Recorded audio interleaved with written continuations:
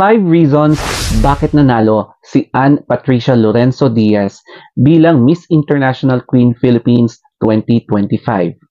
Kaya sa video na to, itry muna nating alisin yung emosyon and itry din natin na gamitin yung critical thinking skills natin para malaman kung ano nga ba ang meron kay Ann Patricia Lorenzo. Simulan na natin ang number 1. At eto na nga ang destiny.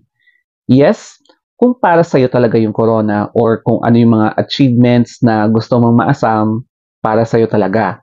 So, para kay Ann Patricia, hindi niya ina-expect din na siya ang mananalo. Although, yun yung isa din na goal niya na mag-represent sa Philippines.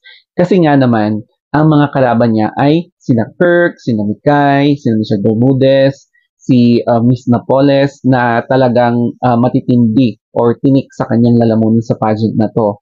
Kaya kung lahat ng stars ay umayon talaga sa kanya, then wala na tayong magagawa dyan. It's really her destiny na manalo ngayon at yun siguro yung nakaukit sa kanyang palad. Number 2 naman ay yung kanyang winning answer sa top 5 Q&A. So, the question ay, yung pagkakaintindi ko dito is, why should you not win Miss International Queen Philippines 2025? Ayon sa pagkakaintindi ko, parang may dalawang pinupunto si Ann sa kanyang answer.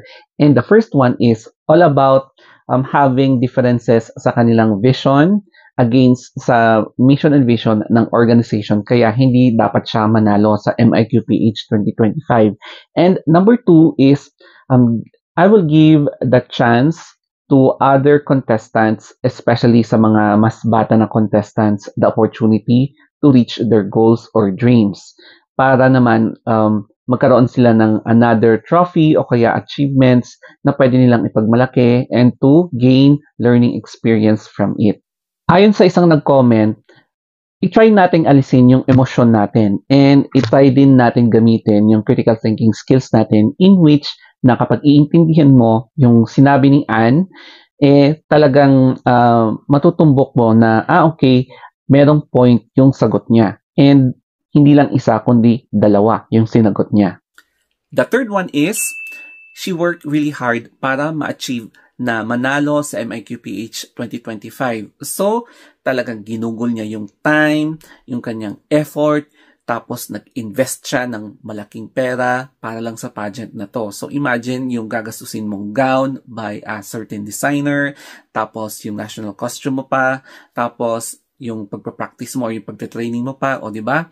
So, meron din nag-comment na let us not also discredit sa mga efforts ni Ann Patricia Lorenzo kasi nga talagang sinakripisyo niya ang lahat para ma-achieve ang corona na to. The fourth is, third time is a charm.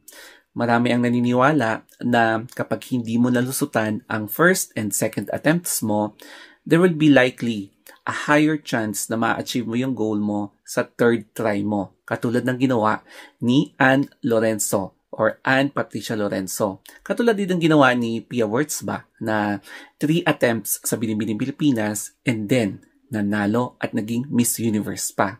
So, pwede natin itong ihalin tulad sa destiny, di ba? Kaakibat niya ito.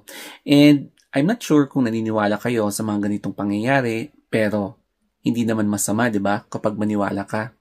At ang number 5 natin ay yung inspiration. Mapapasana all ka talaga kasi alam mo, lumalove life din pala si Ann Patricia Lorenzo. So, kita nyo nga naman, no? Talagang, alam mo yon, yung lumuhod talaga yung boyfriend niya. So, in this case, iba talaga yung feeling kapag meron kang mahal na sumusuporta sa'yo in front, part of the audience na pumapalakpak sa'yo, especially kapag lumalabas ka sa entablado. Iba yung level ng pagiging at ease mo na andyan, mawala ng lahat except yung mahal mo na pumapalakpak sa'yo. So, nag-i-increase siya ng positive vibes at medyo ganado ka na lumaban para ma-achieve mo yung goal mo. At yun na nga, nanalo siya. Kaya once again, congratulations sa newly crowned Miss International Queen Philippines 2025 na si Ann Patricia Lorenzo Diaz. So she will be representing the Philippines once again, sasabihin ko ulit, sa upcoming Miss International Queen 2025 edition na gaganapin sa Thailand. So, good luck na lang sa kanya and I hope she will bring home the 4th crown for the Philippines.